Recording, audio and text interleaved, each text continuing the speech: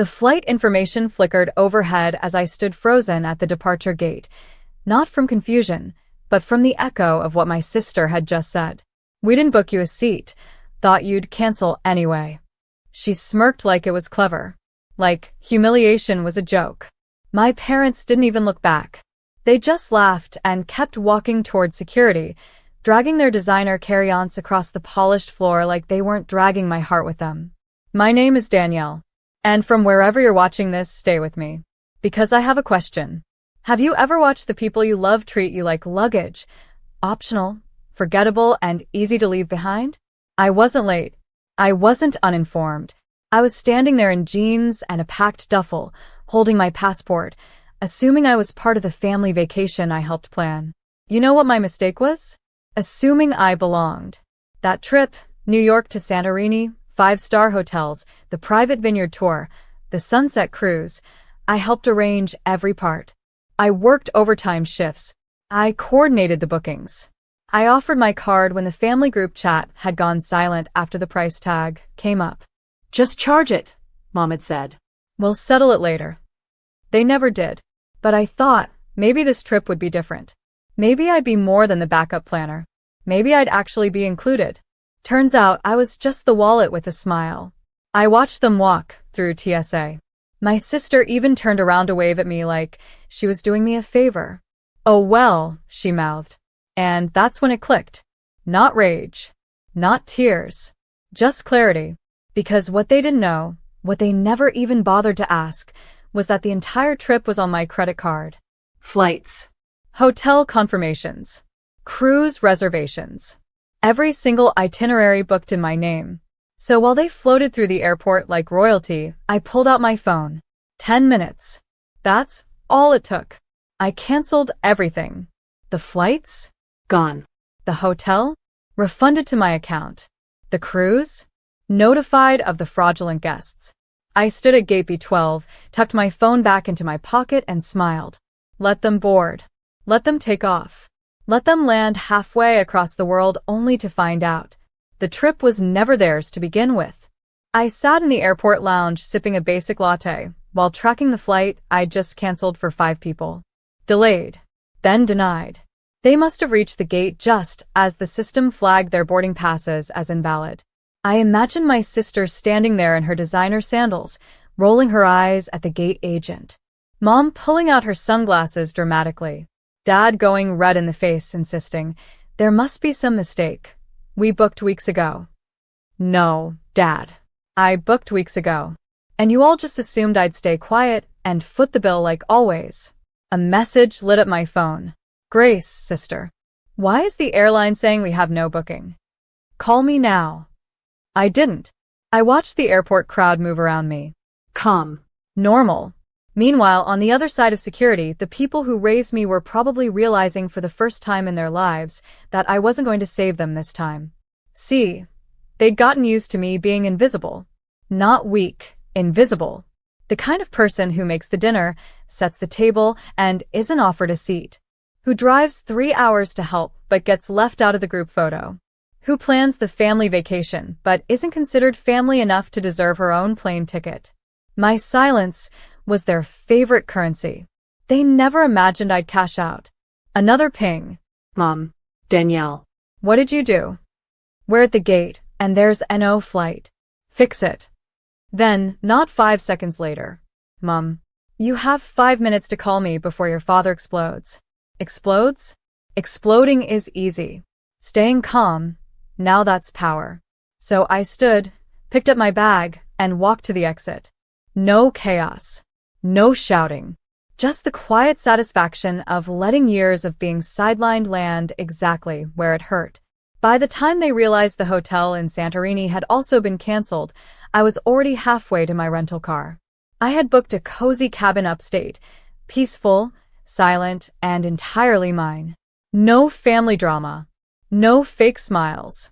Just me, and the sound of them panicking somewhere over the Atlantic, wondering why the world suddenly stopped revolving around them.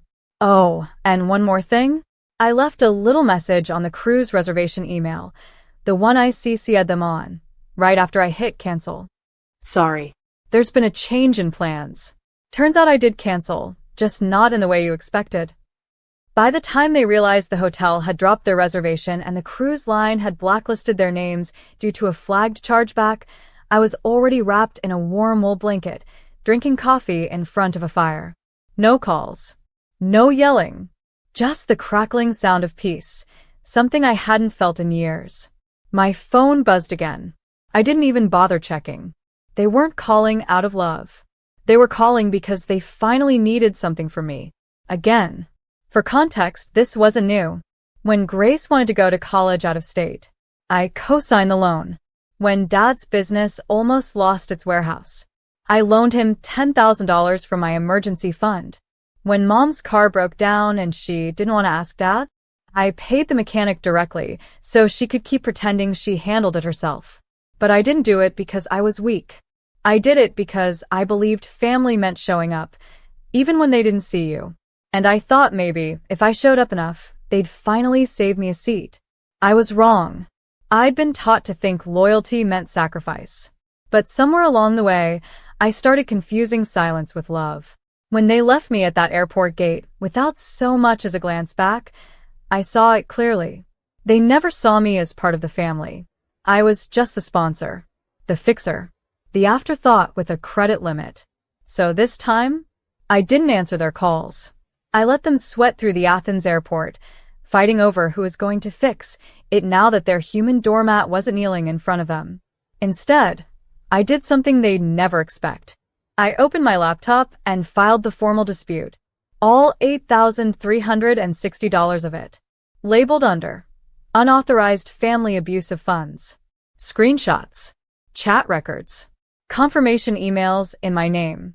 By the time they landed, their phones were probably lighting up with fraud alerts. Grace tried to FaceTime me. I watched her name pop up on the screen, paused, and then declined it. She sent one last message. You're being dramatic. You're going to regret this. But regret? That's what I felt every time I paid the bill and still wasn't allowed at the table. This wasn't revenge. It was reclamation. Of time. Of dignity. Of my own narrative. Because when someone leaves you behind on purpose, they don't get to keep riding on your credit. Not now. Not ever again. The next day, I finally answered. Not to argue. Not to explain. Just to hear how they'd spin it. Mom's voice hit first, shrill, offended, coded in disbelief. Danielle, how could you? You embarrassed us in a foreign country. We were left standing there like criminals. The hotel staff thought we were scammers. I didn't flinch. I just let her keep talking. Do you know what people must think of our family name now? After all we've done for you. All they've done? I almost laughed. But I waited until she was done gasping for control before I answered calmly. I didn't cancel the trip to punish you, Mom. I canceled the illusion that I was ever part of it. Silence. Then Dad came on the line. His voice wasn't angry. It was tight, controlled. Like he'd rehearsed this. You went too far. This isn't just about a vacation. It's about respect. I let out a breath. Exactly, I said. Respect. Funny how it suddenly matters when you're not the one being left behind. We didn't mean it like that, he muttered. You meant it exactly like that, I replied. You booked tickets for everyone but me, then laughed like it was some inside joke. You left me standing there like I wasn't your daughter. I've worked overtime for months to pay off that trip. And when you thought you had everything in hand, you tossed me out like I was lucky to even be at the gate. There was a pause. Then he said, we assumed you'd understand. You always do. And that was the problem.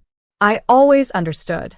I always adjusted, forgave, made peace while choking on my own silence. But not this time. I'm not your understanding little girl anymore, I said.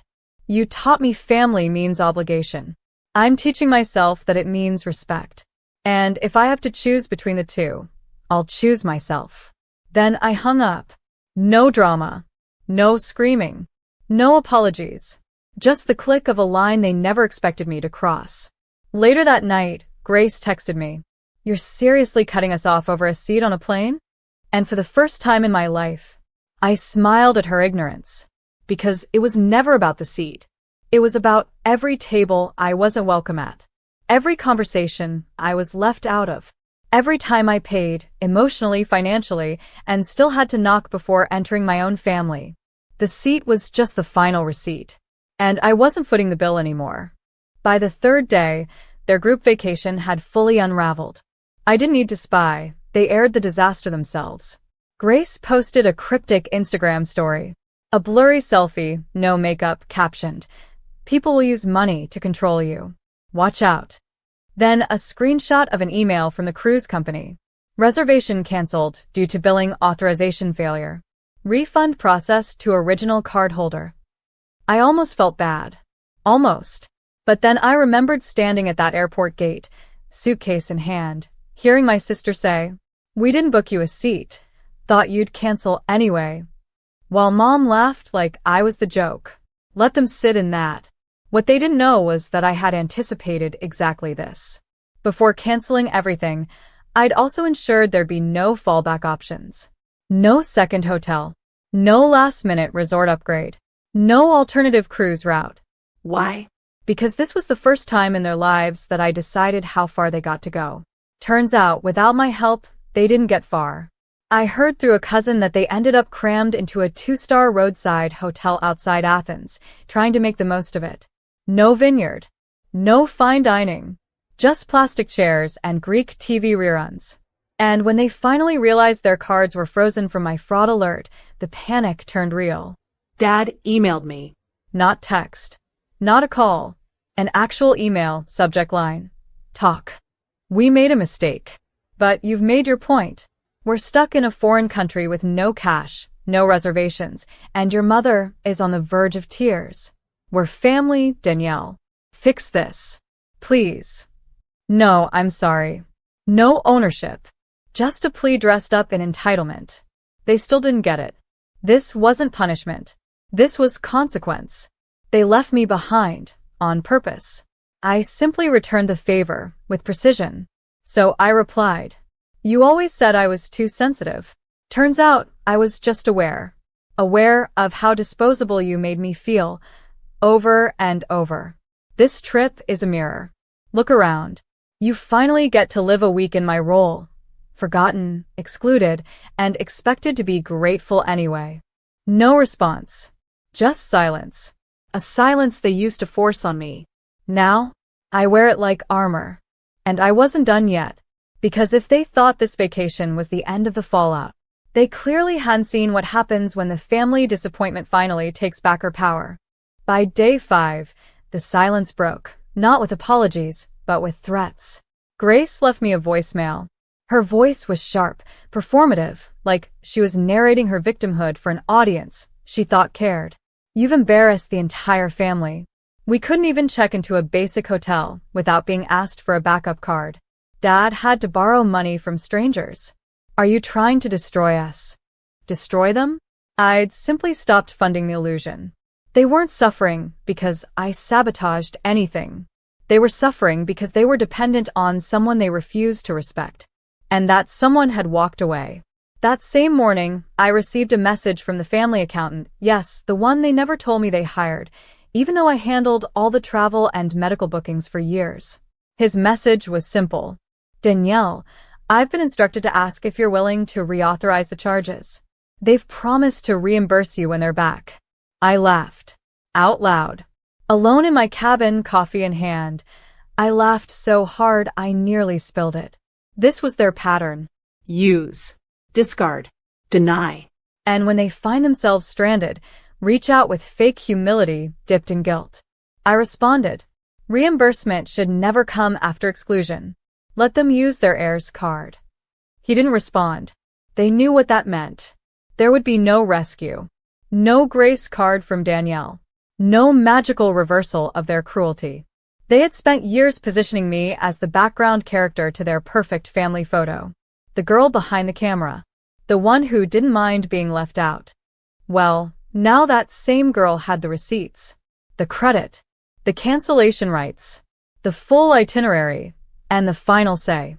A cousin messaged me privately. "They're saying you've lost it. That you need therapy." I responded. "I got therapy. That's why I don't enable them anymore. Because you don't get to abandon someone at the gate of your love and still expect a first-class ride through their loyalty. I didn't need to shout. I didn't need revenge porn or public drama. I had one simple, surgical truth on my side. They never valued me. So, I finally priced myself out of their reach. And by the time they returned, I'd made sure the one thing they really cared about, their reputation, would be waiting in the form of an empty welcome home. They landed back in the States with sunburns, canceled credit cards, and no clue how fast word had spread. Because while they were offline, stranded and sweating through $5 hotel towels, I was very much online and very much done playing the quiet one. No public posts. Just quiet moves. I unsubscribed them from every shared account I had ever paid for, streaming, cloud storage, family phone plans. I disconnected my name from their home security system. I unlinked my credit profile from every emergency contact form. And then, I finally updated the title on the family vacation home, the one I'd been paying the mortgage on alone for the past 3 years, to reflect its sole owner. Me. They returned expecting chaos, confrontation, and another round of manipulation. Instead, they came home to a lock code that no longer worked and an email. Ownership transferred. Residence no longer shared. Please remove any personal belongings by Friday. After that, I'll have them boxed and sent. Family means respect. If you're not willing to offer it, don't expect to reside in it. The silence that followed? Delicious. No phone calls. No drive-bys. Just one group text from Mom. I can't believe you're being so cold. So cold?